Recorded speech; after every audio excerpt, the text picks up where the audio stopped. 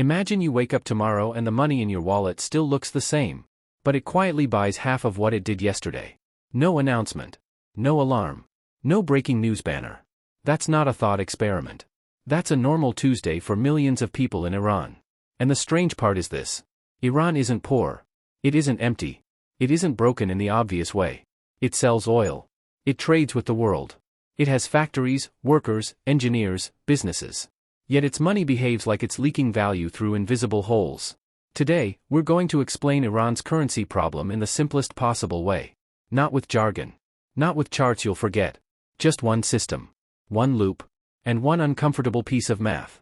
Because once you see it, you can't unsee it. And it raises a bigger question about how money really works when trust disappears.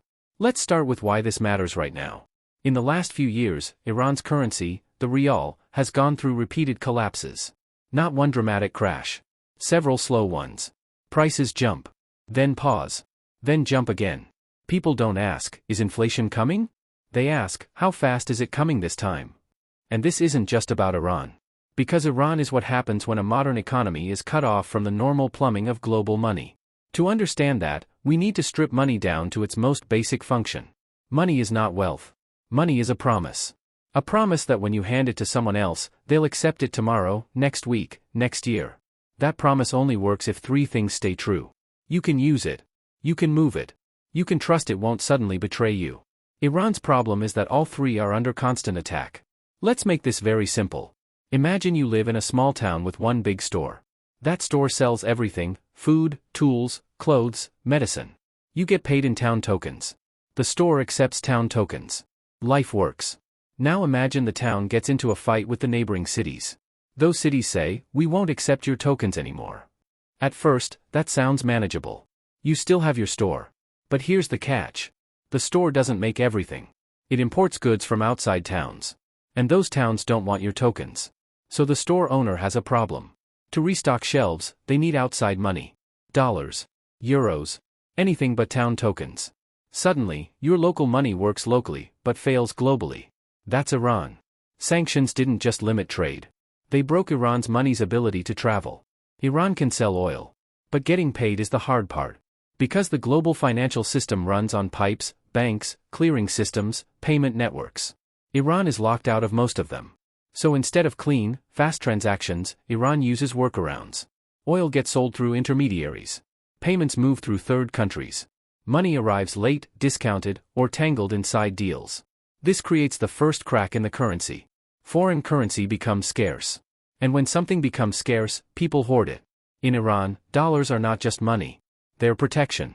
If you earn rials, you try to convert them to dollars as fast as possible.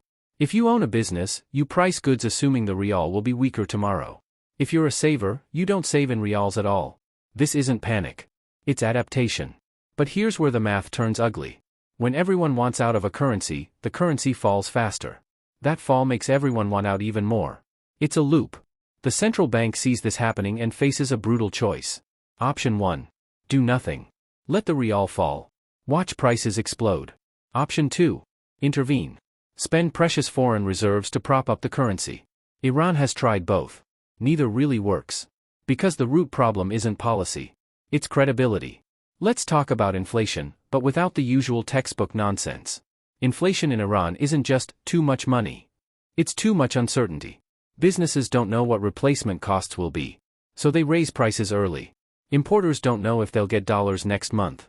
So they charge extra now. Workers don't trust salaries.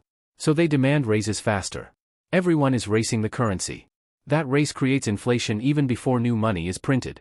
Now add government spending. The state still has to function. Pay salaries. Subsidize food and fuel. Fund the system. When oil revenue is blocked or delayed, the government fills gaps the only way it can. It creates rials. Not because it's careless. Because the alternative is immediate collapse. But every new rial weakens trust just a little more. And trust is the real exchange rate. There's a strange irony here.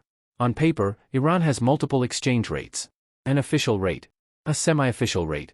A market rate. This isn't clever policy. It's damage control.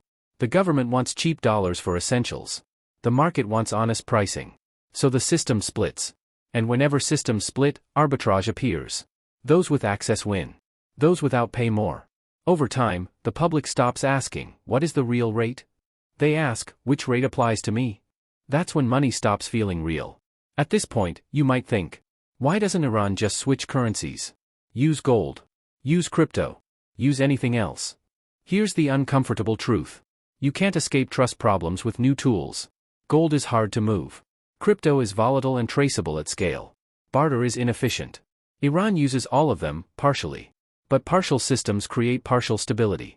Most daily life still runs on reals. And that means the average person absorbs the risk. Not investors. Not intermediaries.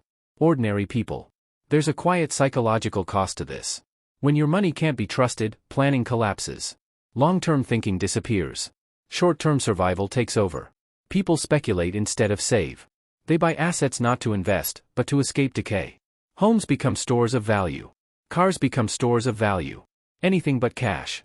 That distorts the entire economy. Prices no longer reflect usefulness. They reflect fear. Zoom out, and the bigger implication becomes clear. Iran's currency problem isn't just about sanctions. It's about what happens when a country is partially disconnected from global trust networks. Money today is less about paper and more about acceptance. If the world won't accept your promise, your money shrinks, even if your resources don't. And here's the part that should make you pause. Iran isn't unique. It's just early. As global finance fragments, more countries are testing alternatives. More payment systems.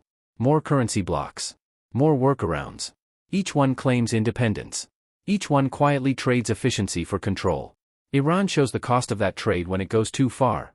So here's the unresolved question.